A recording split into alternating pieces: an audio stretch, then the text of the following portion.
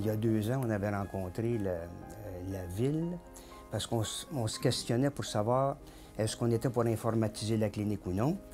Il y avait des coûts rattachés de plusieurs centaines de milliers de dollars. Puis les discussions ont achoppé parce que les gens ne pouvaient pas aider une clinique privée avec les fonds d'une ville. À peu près à la même époque, on avait rencontré Michel Rochon et M. Desjardins.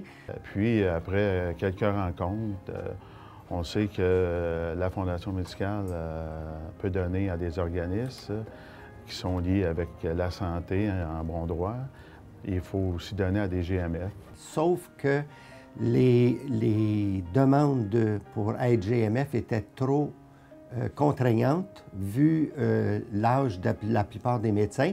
Évidemment, personne ne voulait recommencer à faire du sans rendez-vous qu'il avait fait pendant 25-30 ans. Personne ne voulait faire de soir ou de fin de semaine. Et on n'avait pas de relève qui aurait pu initier un retour à une clinique sans rendez-vous. Plus récemment, au début du printemps, j'entends parler par la mairesse et par un de mes patients qu'il y a peut-être un GMF qui s'en vient à Sainte-Adèle. Alors là, évidemment, moi, en tant que médecin, mais aussi en tant que copropriétaire, j'ai dit « Wow, attends un petit peu, je ne veux pas avoir une compétition, je veux plutôt qu'on collabore. » Alors, j'ai rappelé à ce moment-là M. Desjardins. Et de fil en aiguille, on s'est rencontrés à quelques reprises en fin du printemps, début de l'été. Puis on leur a dit notre position en termes de fondation. Pas sortir un sou de notre fondation, qu'on voulait un prêt sans intérêt.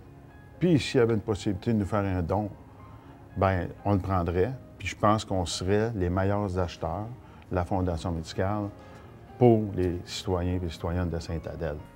Les négociations ont parti à partir de ce moment-là. Puis on a mis beaucoup d'eau dans notre vin, je pense, tout le monde ensemble, dans la mesure où je pense que là, ici, tout le monde a le même but commun, c'est qu'on veut assurer la pérennité des services à la population, et même non seulement de les garder, mais d'augmenter, d'optimiser ces services-là. Fait que je pense que c'est un win-win pour tout le monde, cette histoire-là, puis c'est enfin la lumière au bout du tunnel, là. Et je peux vous dire, les médecins qui étaient présents, ainsi que le pharmacien, ça a rentré dans une oreille, mais ça n'a pas sorti de l'autre bord. Ils sont partis avec ça, puis quand ils sont venus, puis ils ont fait l'offre à moi et Daniel, on s'est regardés tous les deux, je peux vous le dire. Oh, ils étaient vraiment à l'écoute. Fait qu'ils ont fait un don de l'établissement de 50 %. Cette vente de clinique-là est un geste humanitaire des propriétaires de la clinique médicale de Sainte-Adèle, parce que la clinique aurait vraiment fermé.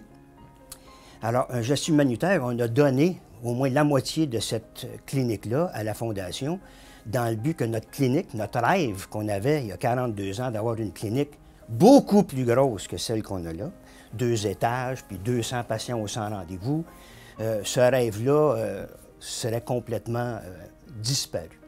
Alors, le geste humanitaire, ça a été fait, bon, pour la population de Sainte-Adèle, puis une chance que la Fondation a repris ça, parce que la clinique médicale aurait tout simplement fermé.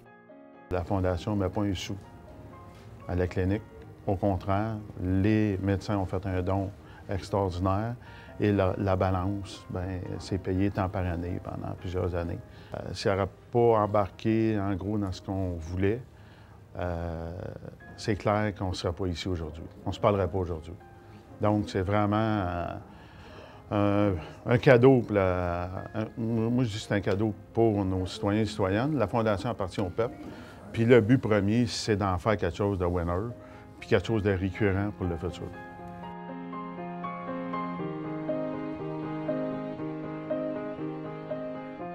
J'ai eu des sentiments partagés. J'ai été d'abord très ému. J'ai pleuré parce que c'est mon bébé. C'est mon bébé depuis le début et je voulais surtout pas voir ça arriver à rien. Okay? Alors pour moi, la clinique médicale doit donner des services, puis il les donnait plus. C'était pour moi triste. Alors le fait que la Fondation nous fasse comprendre qu'elle pouvait nous aider, pour moi, ça a été une grande joie. Puis en même temps, j'avoue que j'ai eu de la peine de dire que je vendais, là, que c'était donc pour moi une étape importante. C'est la retraite dans quelques semaines. C'est une partie, c'est ma vie là, qui part. C'est une partie de ma vie là, de 43 ans de pratique qui va se terminer bientôt. Alors, c'est sûr que j'ai des sentiments partagés.